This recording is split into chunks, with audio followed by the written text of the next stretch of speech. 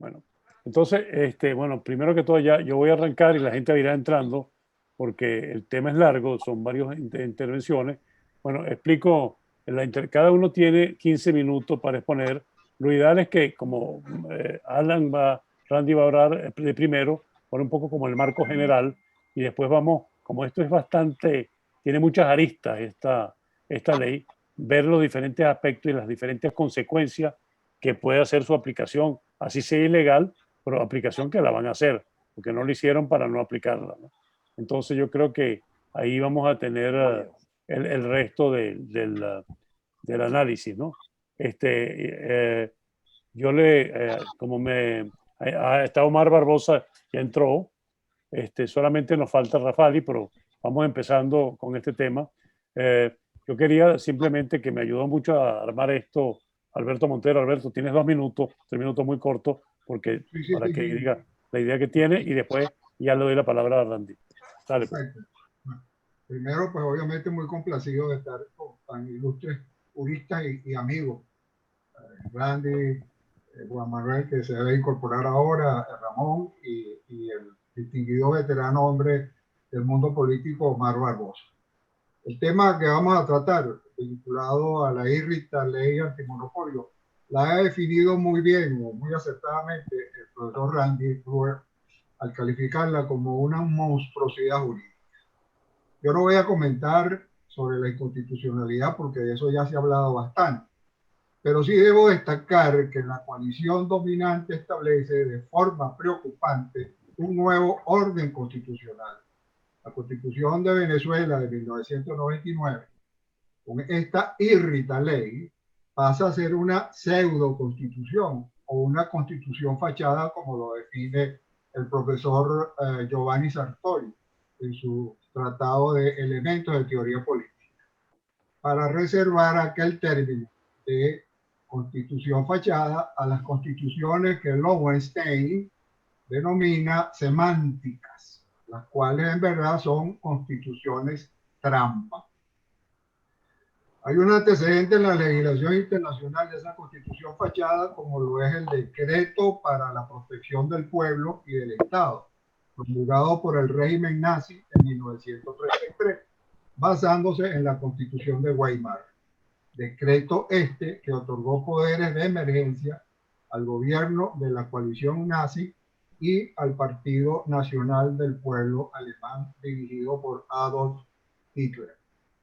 Por último, parte de lo que nos ha motivado a nosotros, a Emilio, a ti, a organizar esta tertulia, están declaraciones que hemos leído o escuchado de personas vinculadas al sector empresarial que han opinado con optimismo sobre esta irrita ley, quizá tomando en cuenta la redacción del artículo 29 de la misma que se refiere al impulso a la inversión privada. Dejo entonces con esto pequeña introducción la palabra a Emilio para que entonces coordine ya la entrada de los tres expositores.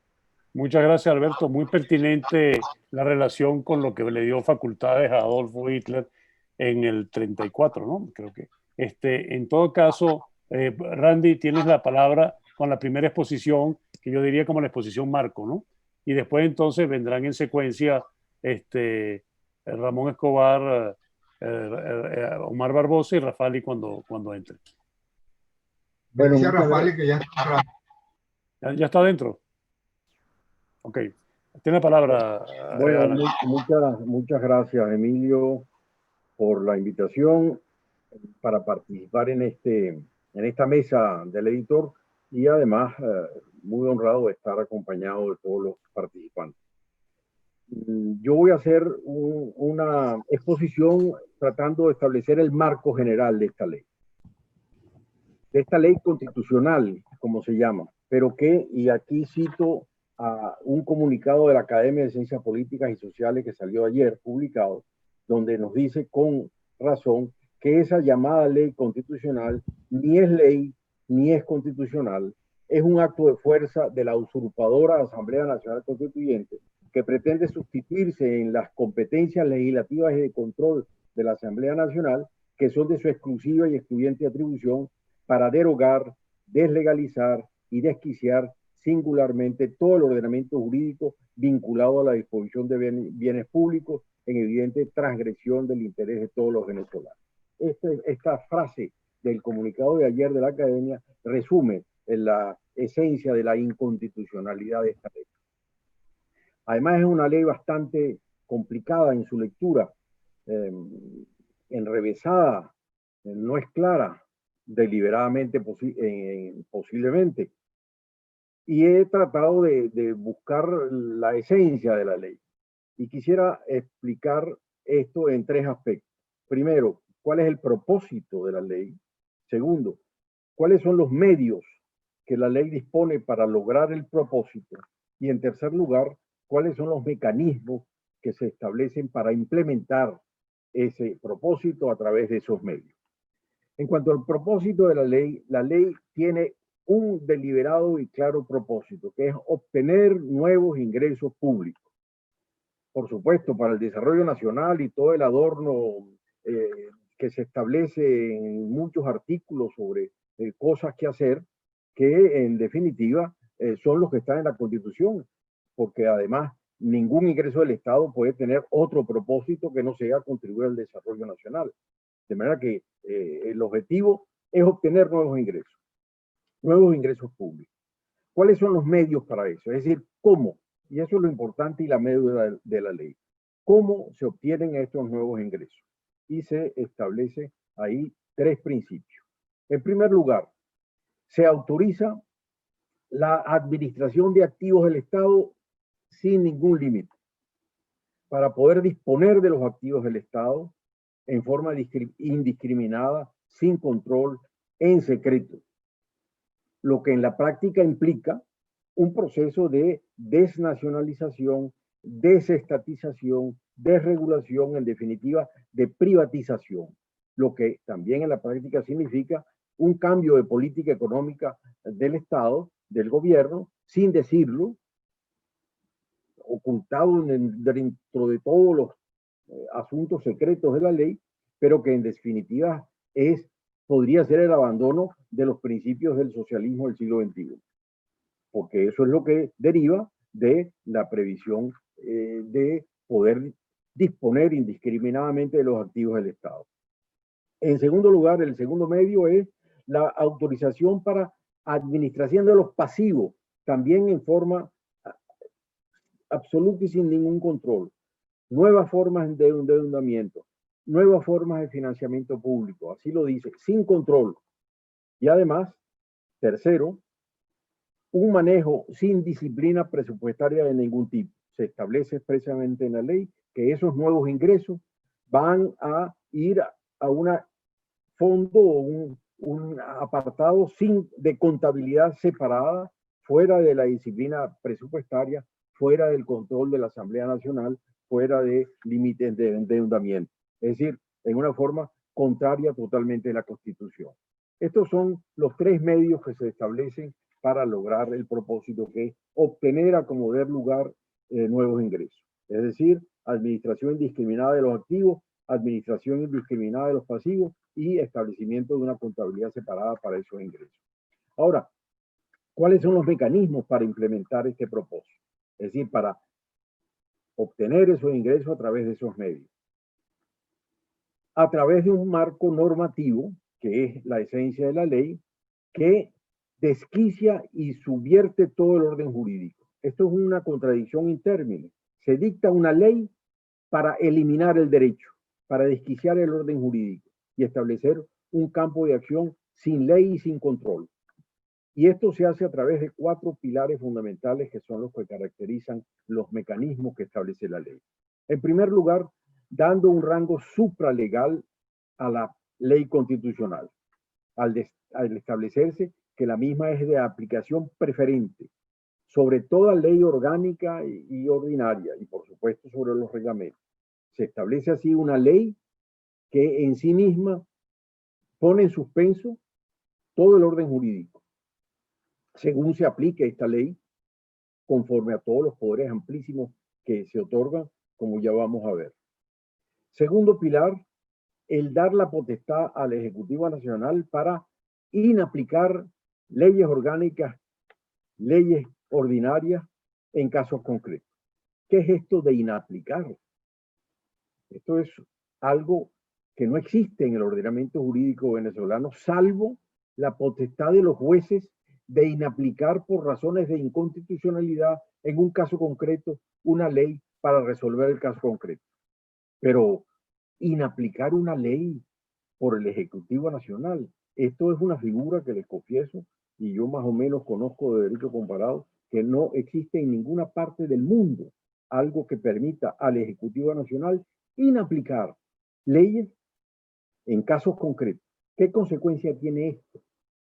Una desregulación general de todas las actividades a las cuales puede referirse la ley, que es un campo amplísimo, sobre todo en el campo económico. La eliminación de todo tipo de control para las actividades del Estado.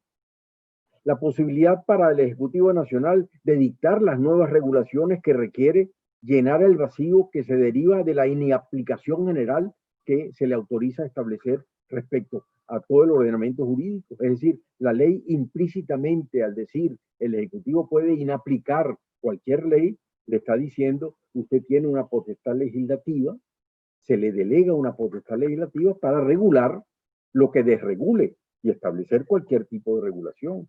De manera que en la práctica podemos ver con esta ley que se desapliquen, por ejemplo, las leyes orgánicas de reserva al Estado de actividades económicas.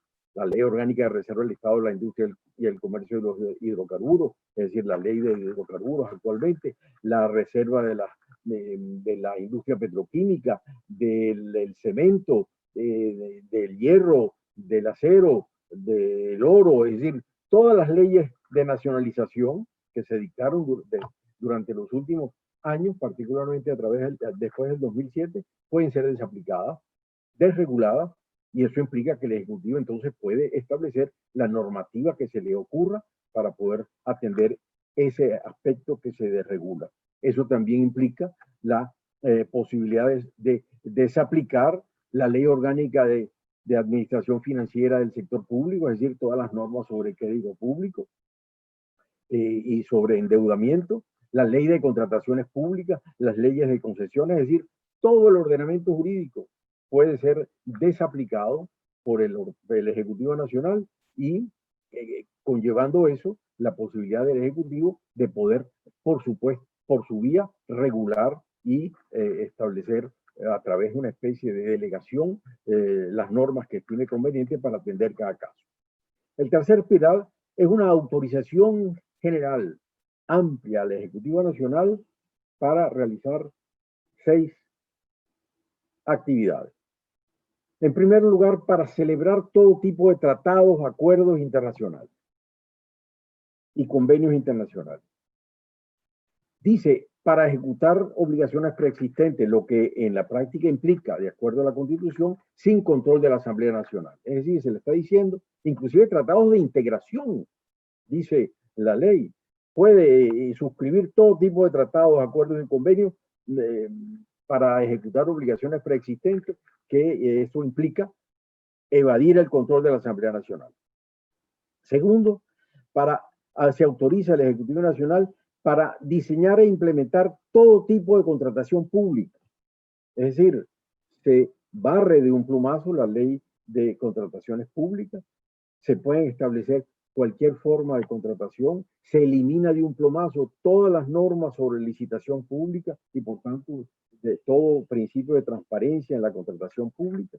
Ya se había establecido esto algo con motivo del decreto de emergencia en materia petrolera, ahora se pone en forma general, puede establecerse cualquier tipo de contratación pública y por supuesto eliminando el control de la Asamblea Nacional también sobre los contratos de interés público cuando una ley establece la necesidad de su aprobación o autorización.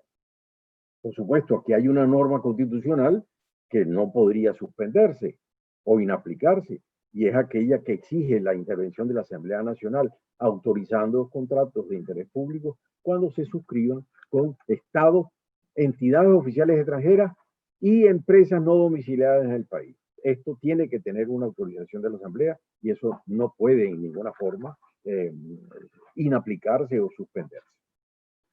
El tercer pilar como mecanismo de implementación es la autorización que se da a la Asamblea, al Ejecutivo Nacional,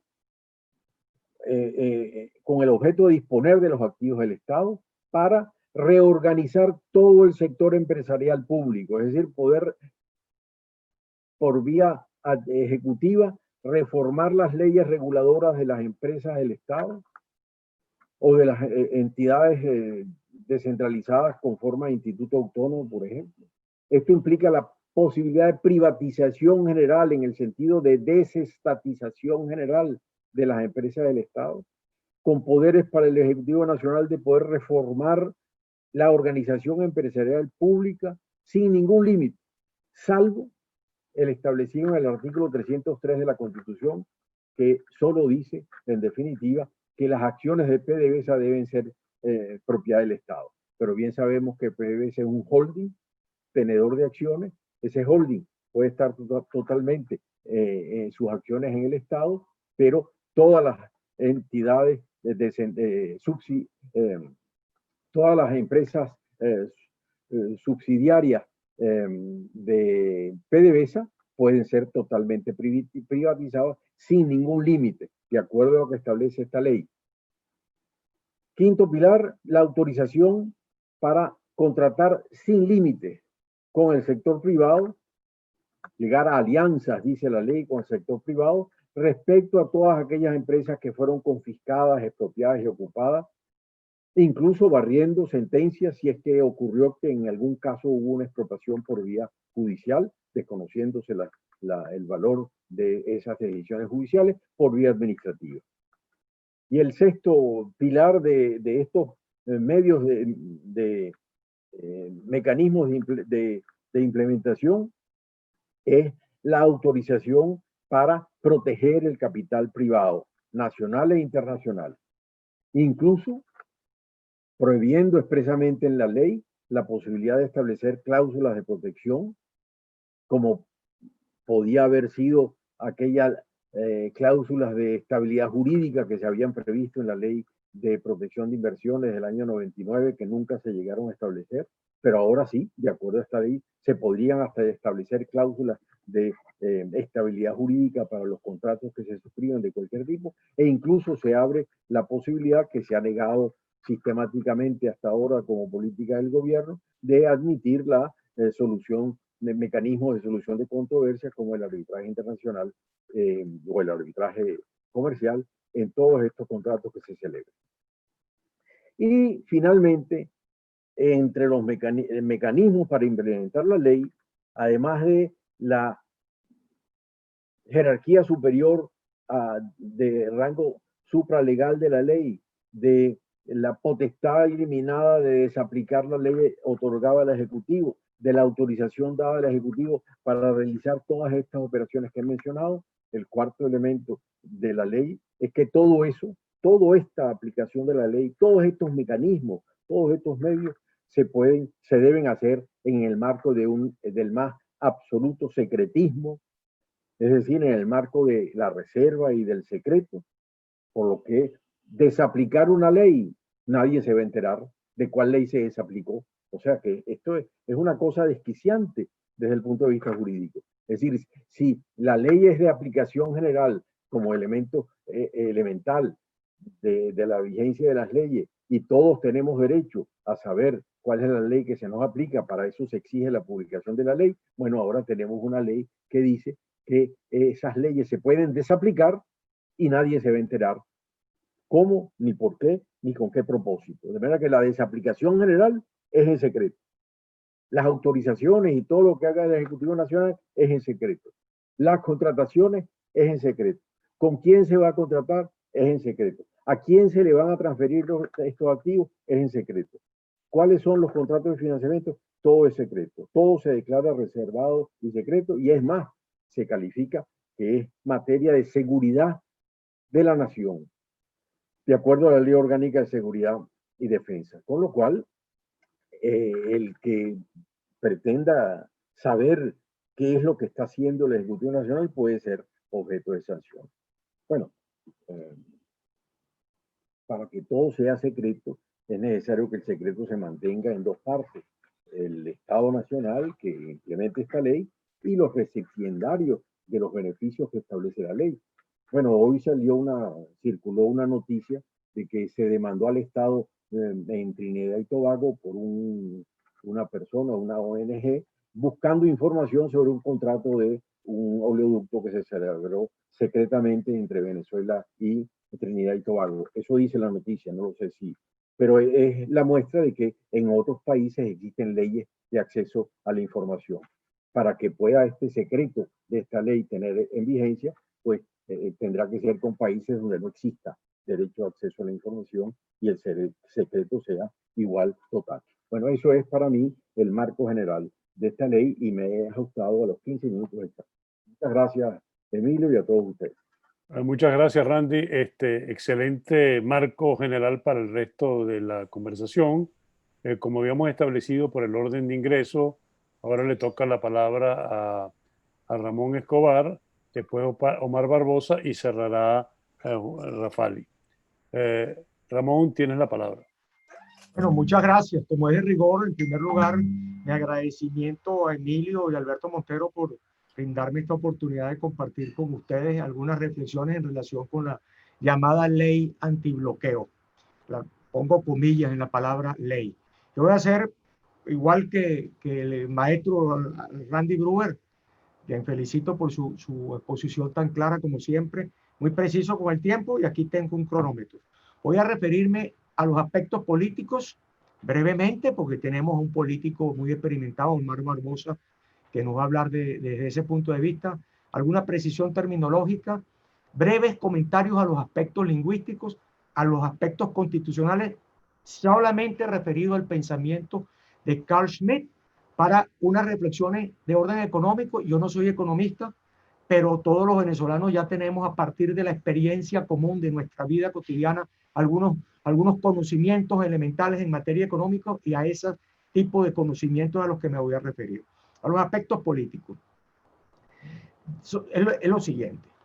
Yo pienso que la ley realmente no cambia mucho la situación, el cuadro político que estamos viviendo desde hace varios años, sobre todo a partir de la creación de la Asamblea Nacional Constituyente. ¿Por qué? Porque el presidente de facto viene haciendo lo que quiera en materia jurídica, con un estratagema ya conocido por todos. La Asamblea Nacional Constituyente, ilegítima porque nunca fue aprobada por el referéndum popular, dicta una ley que llaman ahora leyes constitucionales, y a eso me voy a referir, para luego ser convalidada por la Sala Constitucional. De manera que está haciéndose lo que quiera, no hay Estado de Derecho, esto no cambia las cosas, la situación fáctica no las cambia mucho, agrava, sí, la imagen y el protocolo de la revolución, en el sentido que, bueno, nos vamos quitando la careta, y esto es así porque lo digo yo. Segundo lugar, a propósito de la inexplicación de la ley, Carl Schmitt, a quien yo estoy leyendo con mucho interés, escribió un artículo publicado en una revista en Alemania en la época del nazismo, titulado El Führer crea derecho. Alan Brewer Carías me publicó un libro recientemente, que yo le agradezco mucho. Ahí tengo yo un artículo con ese mismo título, donde me refiero a ese artículo o a esa propuesta de Carl Schmitt, que se ha dicho de paso, no es ningún tirapiedra.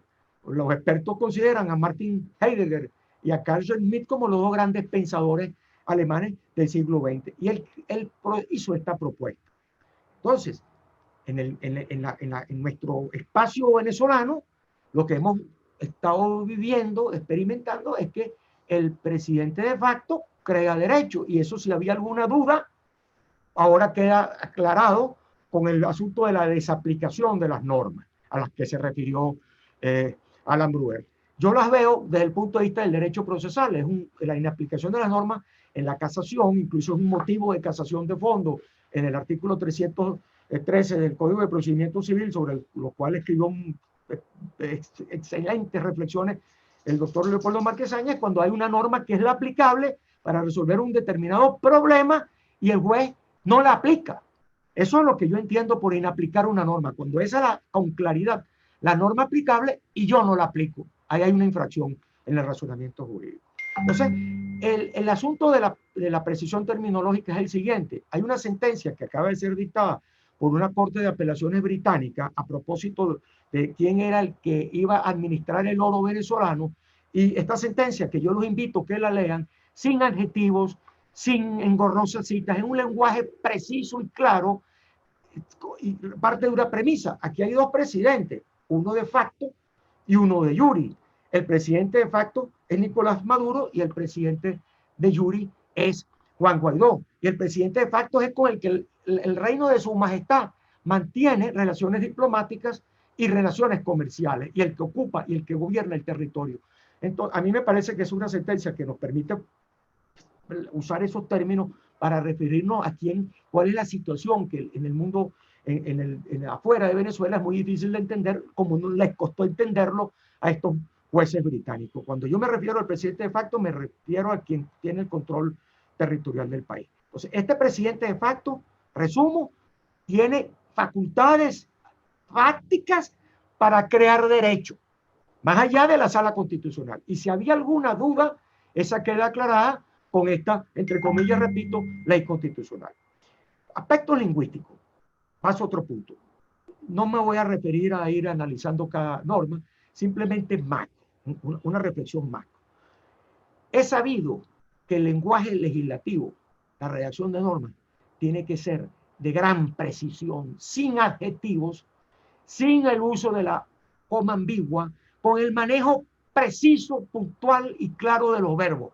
No con eso que está ocurriendo en el mundo jurídico venezolano y en el habla del político, que se pluraliza el verbo haber, pese a que Andrés Bello nos explicó, y desde entonces sin ninguna duda se ha mantenido esa regla: el verbo haber no se pluraliza porque es un verbo impersonal. Pero en el lenguaje jurídico de la Sala Constitucional y del Tribunal Supremo de Justicia se está pluralizando. Y eso se ve reflejado en esta ley. Se utiliza la coma ambigua. Entonces, ¿qué es lo que pasa con estos problemas de tipo lingüístico?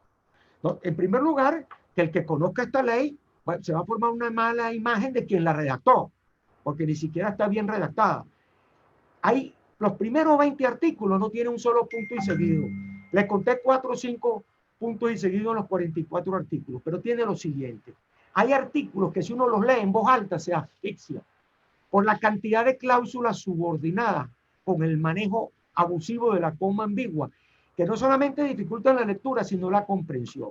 Esta mañana en un programa de Radio Caracas Radio le dije a Mingo Blanco, yo no pretendo justificar, pero sí entender por qué dos dirigentes empresariales muy conspicuos han salido a la palestra a encontrarles bondades a esta ley, porque ellos dicen que esta ley abre las puertas a la inversión extranjera y vendría a esa apertura de la inversión extranjera, vendría un impulso a la economía.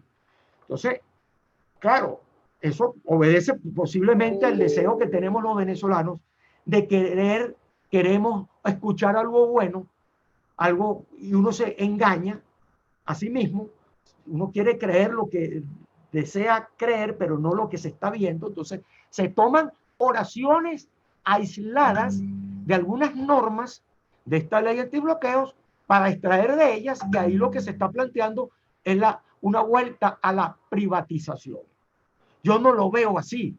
Yo no puedo leer esta ley tomando aisladamente con pinzas algunas oraciones que si uno las lee y las extrae, las saca del contexto, sí, obviamente este empresario que lo leyó así pudiera llegar a esa conclusión,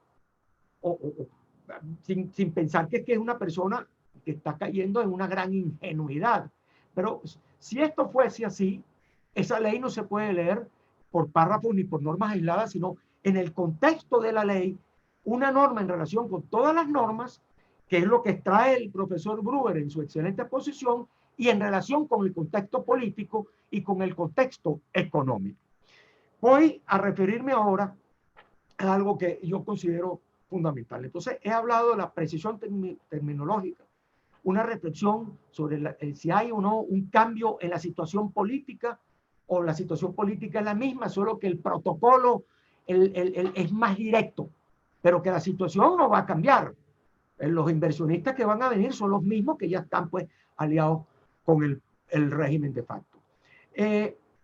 el aspecto constitucional. No me voy a solapar con lo que dijo el maestro Gruber, ni con lo que seguramente y con acierto lo va a decir ahora Juan Rafali, sino algo que me tiene a mí intrigado desde hace unos años, que es la evolución ideológica de los asuntos jurídicos en Venezuela, como inicialmente del 2000 hasta la llegada de Nicolás Maduro al gobierno, lo que aquí se había impuesto era la visión marxista, que había sido puesta sobre el tapete por Jesús Delgado Cando en un artículo que pasó inadvertido titulado Revolución y Derecho, publicado en el tomo 4 del libro Homenaje, publicado por la Universidad Católica de Andrés Bello a Rafael Caldera.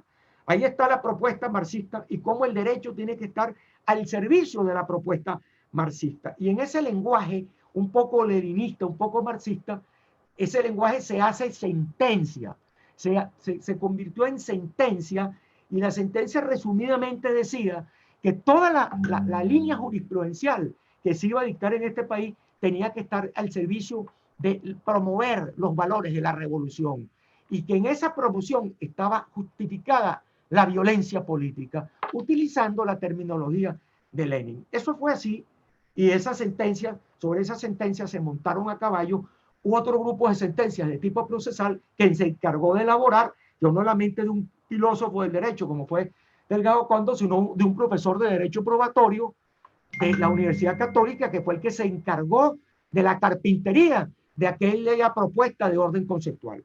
Ahora, cuando llega Maduro, viene una mano un poquito más sofisticada y más maquiavélica, alguien que ha entendido, que ha leído por lo menos, y está manipulando a Schmitt.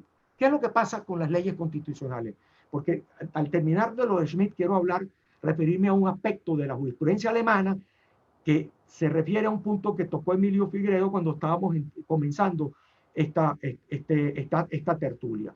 La ley constitucional que propone Schmitt, que ha sido manipulada, es la siguiente. Es verdad que hay una propuesta en la teoría de la Constitución, capítulos 2, 6 y 7, que es un libro que hay que leerse en las mañanas con una taza de café, porque es una prosa densa la que se utiliza, y él explica muy bien y reitera su propuesta de que la ley constitucional es aquella ley que se va a dictar en un proceso constituyente en lugar de la Constitución. Para que la ley constitucional tenga valor y tenga vigencia, la Constitución tiene que ser desaplicada por completo. Pero el primer problema que hay aquí de mal manejo de esa propuesta schmittiana es que la ley constitucional está conviviendo con la Constitución, porque no se han atrevido a derogarla frontalmente, sino que la mantienen ahí, por lo menos nominalmente. Ese es el primer lugar. No puede convivir con una Constitución vigente. Pero la segunda propuesta de Carl Schmitt, que es la que le falta a lo que se está haciendo ahora, es que esa ley constitucional tiene que ser aprobada por referéndum, por votación mayoritaria del pueblo. Aquí se ha hablado de que estas leyes se van a aprobar por referéndum. Entonces, la propuesta de Schmitt, que sí sé que alguien la está usando, y puede ser la misma persona que redactó esta ley tan mal redactada, haya pensado en eso, pero mutiló la propuesta. Entonces, la ley constitucional no existe en nuestro sistema constitucional. Pero si existiera un proceso constituyente al amparo de lo que propuso Schmitt, tampoco vale, porque convive con la Constitución y porque no se ha sometido a la aprobación de la voluntad popular. Entonces no existe ley constitucional. Ahora, como estamos hablando de un pensador alemán, voy a conectarme con otro a propósito de lo que dijo Emilio Figueredo. ¿Qué va a pasar aquí en una transición a la democracia con todo esto que está ocurriendo aquí? Empresas expropiadas que tienen arbitrajes internacionales que los han ganado. Hay un cúmulo de daños en progreso que están sufriendo los venezolanos. ¿Qué va a pasar con esa ley? Ya tenemos una experiencia. El otro día nos decían, todo el movimiento constitucional pro derechos humanos nació de la jurisprudencia constitucional alemana posguerra.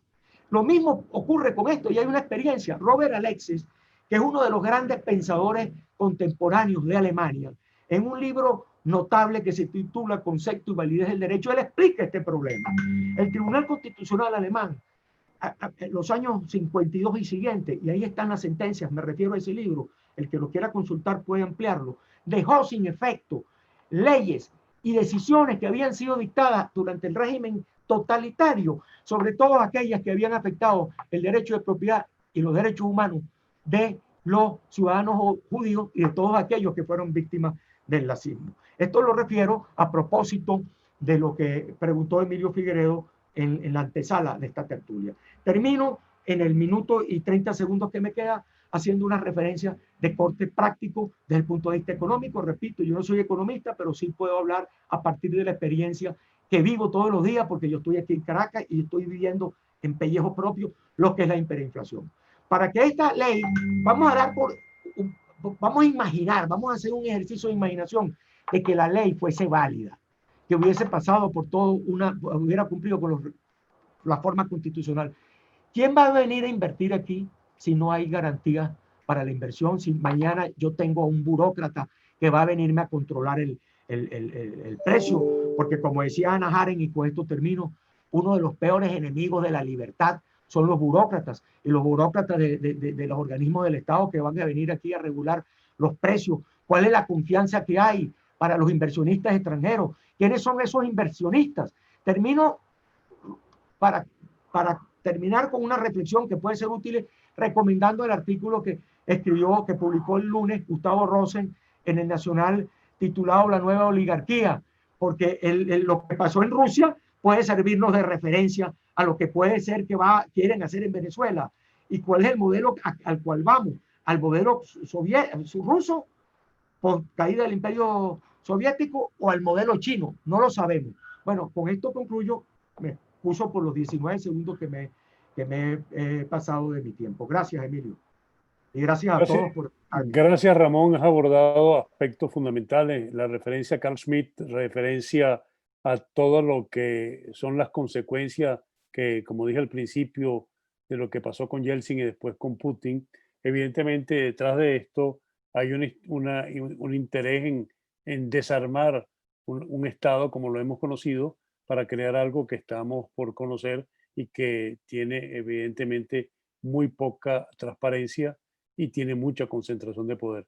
Le doy la palabra a Omar Barbosa porque creo que estamos ha sido bien interesante estas dos ponencias y Omar, tú hiciste una intervención muy interesante cuando se aprobó la ley y creo que centrándonos en justamente cómo enderezamos estos entuertos, porque vamos a hacer mucho peor de lo que hemos tenido hasta ahora, porque con una base pseudo legal prácticamente van a desarmar el Estado republicano que conocemos. Tiene la palabra, Omar. Sí, muchas gracias, Emilio. Muchas gracias por la invitación. Realmente me siento muy complacido de compartir esta tertulia. Y debo comenzar pidiendo excusas por cualquier falta de calidad de la señal, porque ustedes saben cómo están esas cosas aquí en Maracaibo. Pero evidentemente que esta ley antibloqueo que ha aprobado la llamada constituyente es una demostración más de que la lucha en Venezuela es entre la civilización y la barbarie, como diría el maestro Gallego. Cuando algunos esperaban que después de la destrucción que ha ocurrido en el país, el gobierno de Maduro, el llamado gobierno de Maduro, viniera con alguna iniciativa para tratar de mejorar la situación, resulta que vienen con una llamada ley bloqueo, que ya popularmente se conoce como ley saqueo, por el contenido de la ley que acaban de aprobar, de la llamada ley, que persigue claramente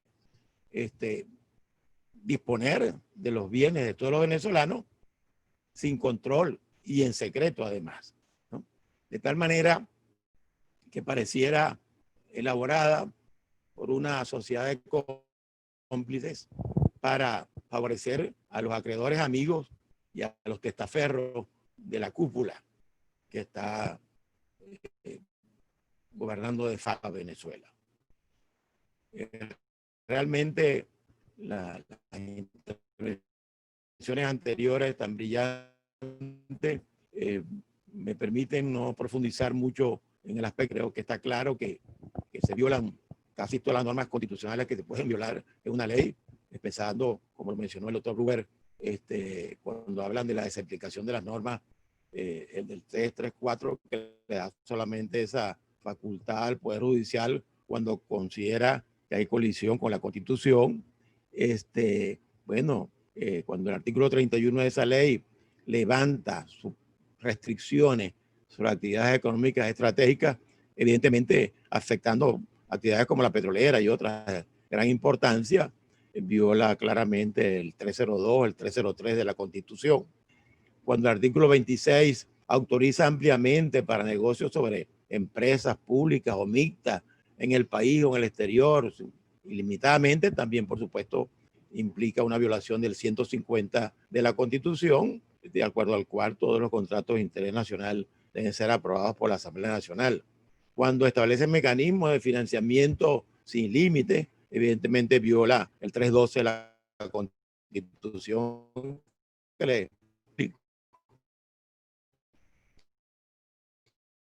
Cuando establece la posibilidad o el mandato de registrar los ingresos de los recursos previstos en el presupuesto. Y así pues organizar y reorganizar los entes descentralizados, empresas públicas o mixtas, sin limitaciones, sin control, le dan la razón a quienes están llamando esta ley, la están calificando de ley. Bueno, entonces, para terminar de hacer los comentarios de tipo jurídico y concluir, del artículo 37 al 44 de la ley, prácticamente lo dedican todos esos artículos a declarar confidenciales y secretos los negocios que puedan hacer con fundamento en esa ley. Y en el artículo 12 deciden controlarse ellos mismos, al Consejo de Estado, que lo preside la vicepresidenta Delcy Rodríguez, y el posterior se lo aplican a la Contraloría, le dan el control posterior, o sea, violando el 287 de la Constitución, es decir, se despachan y se dan el vuelto. Luego una disposición transitoria que le da carácter de aplicación preferente a esa ley por encima de las orgánicas o especiales que regulen la materia. Bueno, lo que le falta es derogar a la Constitución. Pero no quiero dejar de hacer con los comentarios jurídicos sin leer la parte final de la disposición final precisamente de esa ley, que termina diciendo: las medidas adoptadas por el Ejecutivo Nacional conforme a esta ley constitucional continuarán surtiendo plenamente sus efectos, aun cuando ésta perdiere vigencia de acuerdo al encabezado de esta disposición, sin perjuicio de que el órgano legislativo proceda a su supresión, modificación o ratificación. Es decir, que son efectos eternos los que ellos ahí acuerdan en esta ley, repito, concebida para disponer de los bienes de los venezolanos sin control y en secreto, un paso más del autoritarismo por destruir el país. Es importante que debemos abordar. La Asamblea Nacional, en su acuerdo del 13 de este mes, en el numeral 4 del acuerdo, estableció pues un numeral que advierte a cualquiera que haga negocio con el país en base a esa ley de los delitos en que pueda incurrir, y por supuesto lo declara. Se ha hecho un comunicado en el cual participó el amigo Juan Rafal y que forma parte de una comisión que trabajamos en este tema, que se le ha enviado a las embajadas, a los gobiernos amigos, a la comunidad internacional, haciéndole saber lo inconstitucional de esta ley y que no será reconocida ninguna que se haga con base a la misma. Igualmente se está en proceso la publicación de avisos en medios internacionales que tengan que ver con Europa en los Estados Unidos, que adviertan a cualquier inversor de los riesgos que corren si hacen cualquier negocio con fundamento en esa ley. Y por supuesto está en proceso también alertar a los organismos que vigilan las operaciones internacionales a nivel internacional, todo lo que puede ser una grandísima operación de lavado de dinero, del narcotráfico, de la guerrilla, etcétera, para tratar de evitar las consecuencias tan nocivas de una ley de este tipo. De tal manera que con este apretado resumen, doy pues mis impresiones sobre esto y reitero mi agradecimiento por la invitación. Muchas gracias. Tiene la palabra Juan Rafali. Bueno, un saludo a todos, en especial a mis profesores y amigos, Alan Brewer y Ramón Escobar, a quienes tanto aprecio y respeto profesional les profeso, y obviamente a mi amigo y compañero de lucha, Omar Barbosa, ¿no? En efecto, la exposición del profesor Brewer, como siempre, es impecable y casi que me coloca en redundancia, pero voy a tratar de ir un poquito más a ciertos detalles y explicar algunos puntos. Y quería ver, Emilio, si es posible ya habilitar el short screen para poner dos o tres cuartillas muy breves que tengo allí. Perfecto, sí. César, que ya habilita el compartir la pantalla.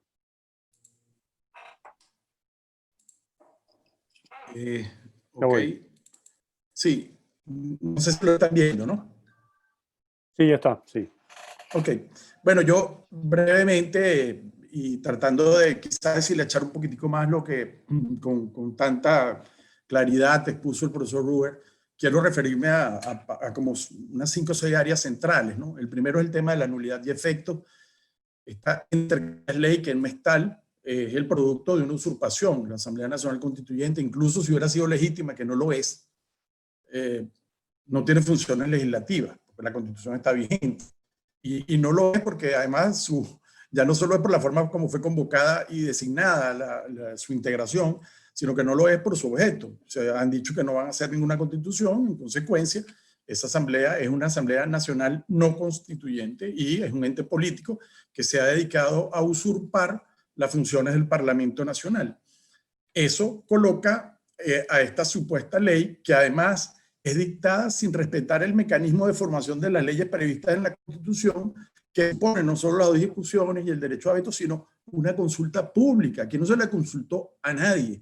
Y en consecuencia, pues, al ser el producto de una usurpación, este instrumento de apariencia jurídica no puede ser una ley y, de acuerdo a la Constitución, al tomar esas funciones del 187 que están reservadas a la Asamblea Nacional, deriva en una usurpación que, conforme al 138 de la propia Constitución, no puede generar efectos jurídicos válidos, y por eso decía Omar Barbosa que se ha hecho una advertencia preventiva a todos aquellos quienes pretendan hacer este tipo de negocios a la luz de este instrumento nefasto. Bueno, que no va a ser reconocido el día que haya un cambio político en Venezuela. Con lo cual, pues, estás diciendo el que contrate bajo este piso jurídico sabe que lo estaría haciendo de mala fe, ¿no? En todo caso, eso es por lo que respecta al tema en general de la nulidad y efectos de la ley. Ya el profesor Brewer habló de la inaplicación, que como no existe, yo puse desaplicación. Pero fíjense ustedes cómo son de tramposos y han actuado con mala fe y con cinismo en la redacción de esto, que, bueno, hablan de inaplicar, que es lo mismo que desaplicar, y eso lo establece el artículo 19 al referirse a que el Poder Ejecutivo puede simplemente hacer caso omiso de normas legales y sublegales. Ya lo explicó muy bien el profesor Brewer, siempre que, bueno, ello sea conveniente para la protección del activo de la República, del patrimonio, porque es que cuando uno ve las causas y el objeto de la ley, esto es como para pararse y aplaudir, pues qué maravilla, bueno, eso es lo que todos queremos, pero es que esa es la excusa para acabar con el Estado de Derecho y la sujeción del poder a la ley, que es lo grave en todo esto. Entonces, bueno, esa potestad de inaplicar leyes y en casos muy concretos, cuando se viola la Constitución, a través de lo que se llama el control difuso de la constitucionalidad, corresponde únicamente a los jueces de la República y en un sistema que implica apelaciones, revisiones, etc. Aquí se le da insólitamente, y el profesor Brewer lo acaba de ratificar, algo inédito, esta potestad al Poder Ejecutivo, con lo cual esta ley, como dijo, por cierto, un ex conspicuo revolucionario, Nick Evans, hace que esta sea una ley casi imperial porque acaba con el principio general de separación de los poderes públicos. De esta forma, pues, se acaba con el principio de legalidad previsto en el 141 de la Constitución, que somete a la administración pública al imperio de la ley y del derecho. Y además, no contentos con esto, pues como ya se señaló, y lo dijo también Omar, en En la disposición transitoria se le da un rango superior a cualquier ley, incluso orgánica, a este instrumento de apariencia jurídica. Ya se ha dicho también que la ley expresamente en su artículo 10, permite celebrar acuerdos y tratados internacionales, obviando el control. Obvian que Venezuela tiene un sistema que implica un presidencialismo con sujeción parlamentaria. Y por lo tanto, los controles del Parlamento deben ser respetados. Y uno de ellos es, por ejemplo, el 154, que obliga a someter a la aprobación legislativa la celebración de contratos, de acuerdos y tratados internacionales y convenios internacionales. Y aquí se han establecido incluso para materias comerciales. Entonces, sin pasar por ningún control, podrán tratar de suscribir este tipo de instrumentos.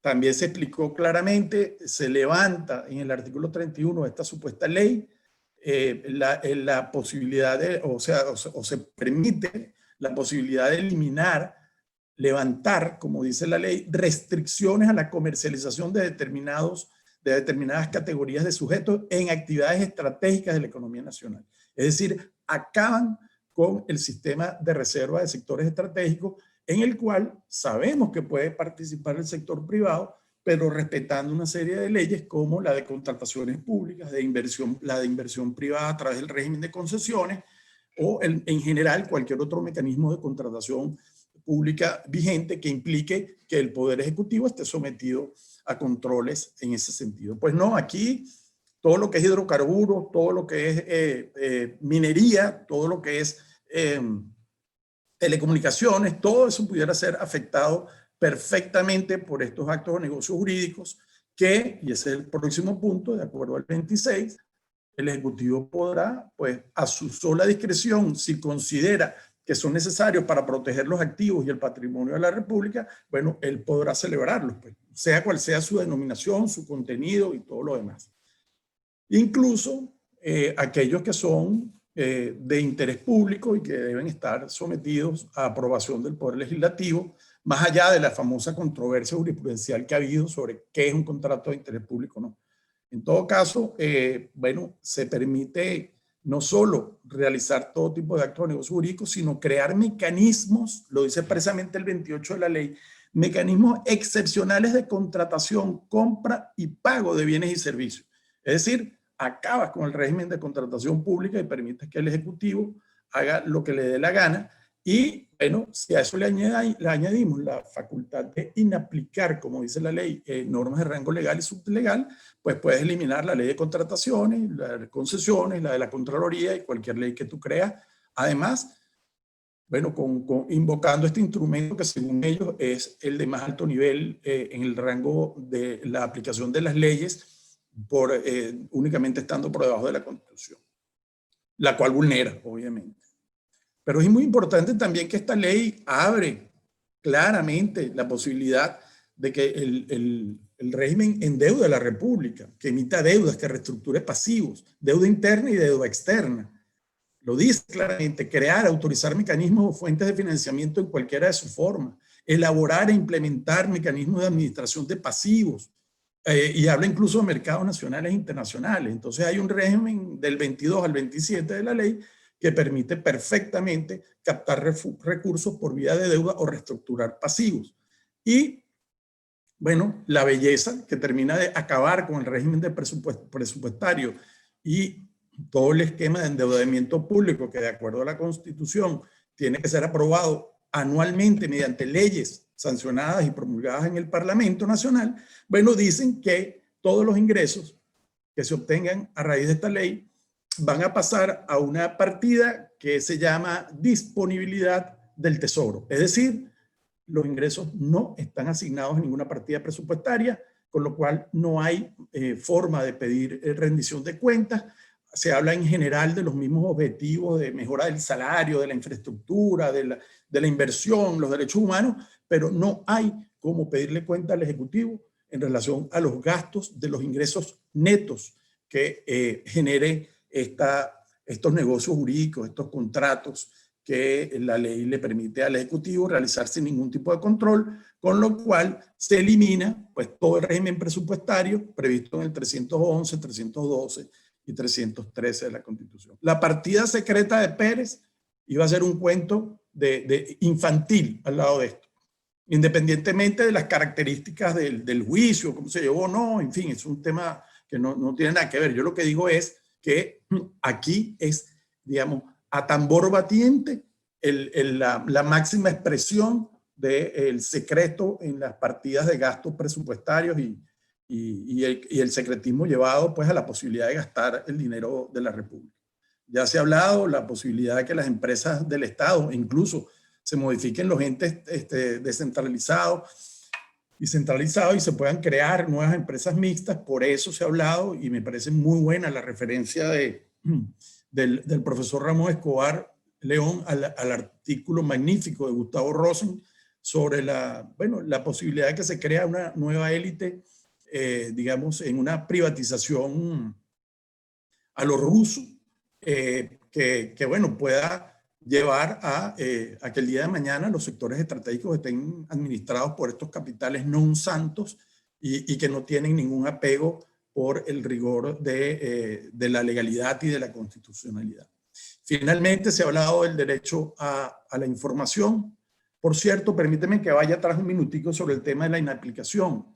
El cinismo en la redacción de esta ley llega al extremo que ellos colocan en el artículo 20, que la inaplicación no alcanza o afecta las normas de derechos humanos, relativas a los derechos humanos. Es decir, no se pueden inaplicar las normas relativas de derechos humanos.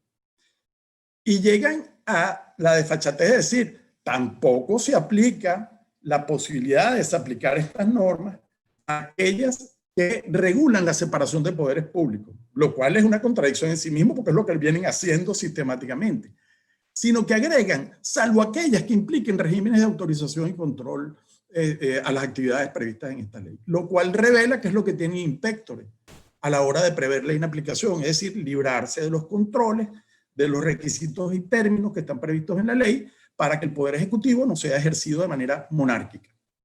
Bueno, además sabemos que, como dije, que se ha transgredido y se ha explicado muy bien, lo ha dicho Omar Barbosa, lo dijo el profesor Brewer y creo que también Ramón Escobar se refirió, el tema de que obvian nada más y nada menos que el derecho a la información que está previsto en la Constitución, el derecho del acceso al ciudadano a la información pública y a los asuntos de su interés, además bajo un esquema de reserva y de clasificación o de secreto que solo es para temas de seguridad de la nación, para investigaciones criminales o para aquellos casos en los cuales se puede afectar la vida privada y la intimidad de alguna persona.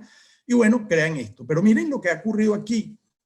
Ese sistema incluso impedía que la fiscalía y que los jueces accedieran a los archivos, expedientes y documentos clasificados. Se ve que se les alborotó el gallinero y la ley que sale sancionada y que está firmada por Diosdado Cabello contenía esa extensión al acceso de los jueces y del Ministerio Público. Bueno, en la que sale publicada en Gaceta, eso lo eliminan. Con lo cual está muy claro que poco importa el proceso de formación de las leyes, al final publican en Gaceta lo que les da la gana y por eso incluso varios, entre comillas, constituyentes hasta se han quejado. Pero trataron de atemperar el sistema de reserva y de confidencialidad y lo han hecho peor porque establecen simplemente que las personas podrán acceder a toda la información salvo cuando se considere que ese acceso es contraproducente o perjudicial para el objeto de la ley. Es decir, es peor todavía, porque el Poder Ejecutivo podrá determinar a su conveniencia y solo criterio cuándo se puede acceder o no a un instrumento que consideren o estimen reservado o clasificado. Finalmente, la ley no tiene ningún organismo de supervisión previo, simplemente se habla del control posterior a la Contraloría, que sabemos que es un sistema inexistente por la docilidad de la Contraloría hacia el Poder Ejecutivo, pero además a quien se le asigna supuestamente la supervisión de la ejecución de la ley es al Consejo de Estado, que de acuerdo al 251 de la Constitución es un órgano consultivo designado por el propio presidente de la República. Entonces, el que va a controlar previamente cómo se va desenvolviendo la ley es un órgano, bueno, en este caso, propio y parte prácticamente de lo que es el propio Poder Ejecutivo Nacional que ejecutaría la ley.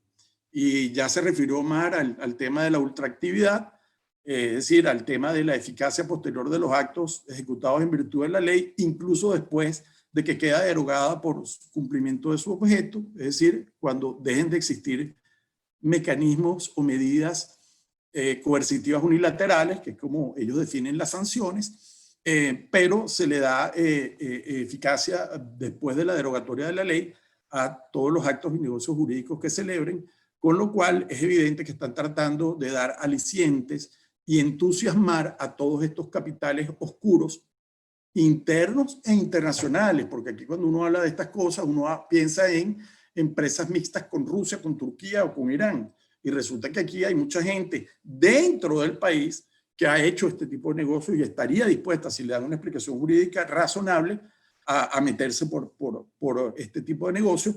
Y precisamente lo que se ha tratado es de advertir que este es un piso jurídico inexistente, porque esto no es una ley, esto es un instrumento de apariencia jurídica, pero nulo de toda nulidad. Y además, finalmente, es un instrumento que niega el Estado de Derecho y es la antítesis de lo que debería ser una ley.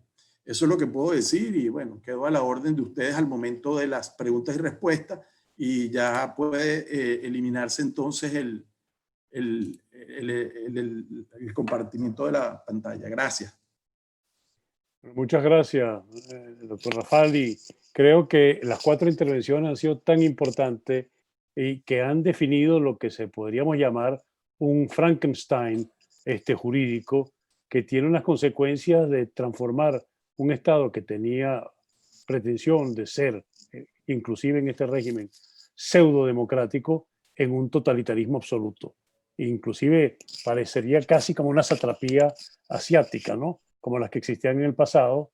Esto es, el Estado soy yo y yo voy a hacer lo que yo quiero, cuando quiero y como quiero. Eso es tan importante que antes que darle las preguntas a los participantes en esta materia, quería pedirle en un cierto sentido una autorización tanto a ustedes como a los asistentes al evento, que yo infrinja un principio que ha conducido todas las mesas del editor.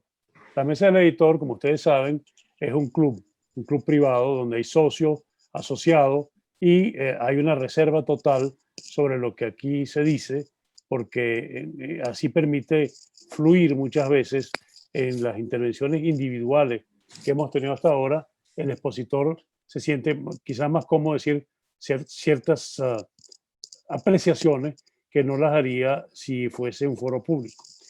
Pero a mí me parece que esto es tan importante y tan relevante que quiero preguntarle, primero, evidentemente, a ustedes, los ponentes, y después posiblemente, después a los miembros que han asistido en esto, que yo creo que al menos esto está grabado, pero no, el video es muy pesado, como todos esos videos que están en YouTube, pero yo creo que por lo menos el audio debería llegar a muchas personas porque es absolutamente indispensable que la gente entienda a qué nos estamos enfrentando. Y no solamente en Venezuela, yo creo que eso se tiene que difundir urbi et orbe, porque la forma de detener esto es que la percepción y el conocimiento de la aberración, no solamente jurídica, sino política de este instrumento, es algo, yo creo que jamás visto. Yo creo que va más allá de lo mismo que hizo Yeltsin y Putin, ¿no? Aquí simplemente de un plumazo se derogó todo el orden jurídico existente a través de tantos años y construido en Venezuela. Entonces yo quería primero preguntarle a ustedes qué opinan, si creen que podemos o puedo difundir esto básicamente en audio para que la gente pueda formarse un criterio claro sobre los riesgos que implica la ejecución, que cómo van a empezar a ejecutar ellos esta disposición y sobre todo cómo nos preparamos para remendar el capote o los entuertos cuando salgamos de este oprobioso régimen. Les doy la palabra, el que quiera hablar, que me dé su comentario sobre esto. Randy, ¿qué opinas tú? Yo no, desde mi punto de vista personal, no tengo ningún problema. Ok, muchas Y gracias. creo que todas las exposiciones se han complementado No ha habido materialmente repetición, por más que uno haya tenido giros sobre los diversos puntos, pero creo que el cuadro que sale de estas exposiciones es realmente importante, porque realmente es que algo que queda uno asombrado de que esto pueda verse materializado en un texto que se llame ley. De manera que yo creo que sí debe difundirse y por mi parte no tengo ningún problema. Randy, por supuesto que no solamente es que yo lo distribuya, sino que ustedes lo distribuyan, porque yo creo que esto tiene que ser del conocimiento, porque no todo el mundo analiza en detalle la ley. Y como hemos visto, y como dijo, creo que fue Ramón que dijo, que había algunos empresarios que han hablado de las bondades de esta ley, o sea, como si la ley se pudiera eh, decantar y tomar una parte porque me permite, por ejemplo, que se restituyan los bienes a sus antiguos propietarios. Yo creo que esto hay que desnudarlo y hay que difundirlo y hay que hacer que sea lo más amplio posible. Pidió la palabra Alberto Montero. Gracias, Emilio. Efectivamente, yo creo, comparto eso y tomando en consideración el comentario del profesor Escobar León, yo me comprometería, por lo menos a nivel de Cámara y en mi condición de presidente de la Comisión de Asuntos Legales de Fede Cámara, llevar al directorio esto que nosotros hemos conversado hoy para que ellos precisamente conozcan a profundidad lo que está detrás de esta legislación, que en algún momento ha sido calificada como buena. Ramón, ¿tienes algo que decir a eso? Sí, yo estoy de acuerdo con lo que tú acabas de decir, Emilio, que puedes difundirlo, el audio, la grabación, lo que tú consideres, porque sí creo, como dijo Randy, que aquí se complementaron dos cosas que creo que deben destacarse muchísimo. Lo que dijo Mar Barbosa, con ese sentido del político práctico, que los empresarios que quieren venir a invertir aquí sepan cuáles son los riesgos que corren, que corren el enorme riesgo que aún dentro del mismo chavismo hay malestar. Imagínate en una transición el riesgo que corre alguien que se cree que puede hacer una inversión segura acá. Eso me parece que es importante que se destaque. Otra cosa que señaló Juan, yo empecé a preparar mis notas, ¿no?, sobre esta ley. Por cierto, que Carlos Armando me mandó una versión en inglés muy bien traducida, que esa se puede aprovechar para divulgar. Carlos Armando, tu hermano, y ayer en la noche unas notas que hizo él, escribió muy buenas, por cierto, sobre el articulado. Pero hay una cosa que a mí me llamó la atención cuando estaba preparando, que tengo una versión, con la que tenías tú, Juan, firmada por el presidente de la Asamblea Nacional, la ilegítima constituyente, Diosdado Cabello, y la que sale en la Gaceta Oficial. Son distintas. Y como yo estaba buscándole dónde era el primer punto y seguido, pues eso no tiene mucha importancia, pero sí me interesa a mí porque quiero ver los errores de redacción, que los primeros 20 artículos, y después eso lo cambiaron. La primera versión tenía 3 puntos y seguido, la última 5. Entonces eso me llamó la atención. Como dice Juan, hacen lo que quieran. Ni siquiera se respeta el proceso constituyente si es que fuera lícito. Y lo que dice Alberto Montero, muy importante que la gente de Fede Cámara, porque ya que estamos hablando en confianza, yo solo escuché al presidente de Fede Cámara, por cierto, me cae muy bien en lo personal y celebro todo lo que hace, pero a veces yo lo digo a Eduardo Rodríguez en el canal, en Unión Radio. Imagínate la sintonía que tiene eso. Creo que fue a las 7:10 de la mañana, cuando tiene más sintonía. Dijo eso. Yo me caí de la silla cuando escuché que el presidente de Fede Cámara dice que esto va a impulsar la economía y que la ve con buenos ojos. A eso me refiero. Qué bueno que Alberto Montero le va a llevar esta grabación y nuestras impresiones de que él está viendo una ley o los efectos de una ley de una manera muy distinta como la estamos viendo nosotros.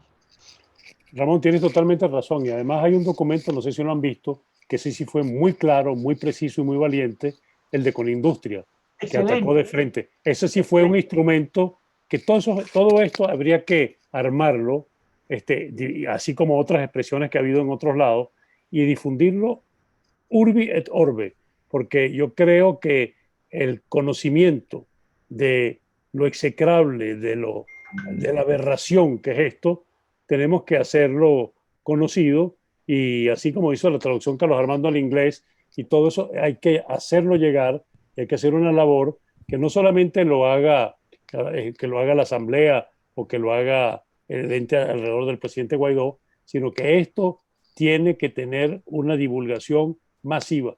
Y yo creo que esta fue tan clara y tan coordinada, esta exposición, que le va a resultar relativamente fácil a una persona que no es jurista o, no es, o es lego en la materia, entienda realmente de qué se trata esto y cuál es la burla que hay detrás de este mecanismo. Omar, ¿tienes un comentario sobre lo que estoy proponiendo? Sí, no, estoy totalmente de acuerdo. Creo que tenemos que hacer una labor de concientización, tanto en el país como fuera de él, de lo que esto significa. Y para reforzar un poco lo dicho por el doctor Ramón Escobar, le quiero informar que, por ejemplo, el artículo 18, que se refiere al destino de los recursos, tenía en la ley aprobada 7 numerales y en la Gaceta solamente tiene 6. El séptimo que eliminaron dice desarrollar los planes sectoriales del Plan de la Patria. Eliminaron el séptimo que fue aprobado en la Asamblea Constituyente y no apareció en la Gaceta Oficial. Eso como una información adicional a lo que dijo tanto Juan Rafal y creo que el doctor Escobar sobre la manera como se aprueba una cosa en la Constituyente y la corrían en el camino hacia la Gaceta Oficial para que se sepa a los extremos que llega esta gente. Es todo, gracias. Gracias. Juan Manuel, ¿tu comentario al respecto? Sí, no, yo estoy totalmente de acuerdo también. De hecho, en el caso de el profesor Ruber Carías, e incluso también de Ramón Escobar, pues nos hemos dedicado al ejercicio del derecho de denuncia, así como existe el periodismo de denuncia. Nosotros estamos dedicados al derecho de denuncia y nuestro trabajo en muy buena medida desde el punto de vista académico y por supuesto desde el punto de vista público es hacer conocer estas cosas, que es el único interés que tenemos en la lucha que podemos dar desde donde nos toca, ¿no? Desde nuestras respectivas trincheras. Entonces, yo estoy de acuerdo con la divulgación e incluso, Emilio, te pongo a la orden ese pequeño resumen para tus miembros de la mesa del editor y que hagas uso de él. Yo te lo paso por correo electrónico y celebro que se haya levantado la preocupación sobre la preocupación en torno a la posición de Fede Cámara. Yo le tengo aprecio a Ricardo, es un tipo joven que estoy seguro que está lleno de buenas intenciones, pero la aproximación a esto ha sido fatal y después vinieron aclaratorias a través de redes sociales y entonces la gente se queda como que un poco, digamos, confusa. De menos mal que salió el de Conindustria y entiendo que hay otras cámaras que también están reaccionando en ese mismo sentido. De manera que, Alberto, magnífica tu iniciativa. Y bueno, finalmente les comento que yo en el grupo al que se refería Omar Barbosa, yo planteé la necesidad inclusive de que se hiciera una especie de pequeña infografía, porque es que esto tiene que bajar, no solo tiene que subir a los embajadores, a las cámaras binacionales de industria y comercio, que es otro sitio al que hay que llegarle, publicarse algo incluso en la prensa especializada a nivel de economía, Wall Street Journal, The Economist, este tipo de cosas, sino también llegarle a la gente, digamos, que este tipo de, como dice Ramón Escobar, con un término genial, de prosa densa, sin puntos y seguidos, es para que la gente no se lea eso y si lo lee no lo entiende. Pues entonces, eso hay que desnudarlo con un instrumento muy sencillo que yo sugiero que sea una infografía y ojalá se pudiera preparar algo en ese sentido. Yo doy mi aprobación absoluta y pongo a la orden el pequeño instrumento que acabo de exhibir. Quiero notificar que nosotros teníamos ya 2 periodistas míos siguiendo esto y vamos a hacer un resumen ejecutivo, por lo tal me interesa que me manden las notas. Vamos a publicar en Analítica, claro, sucinto, un texto sobre los highlights, por ejemplo, de esto.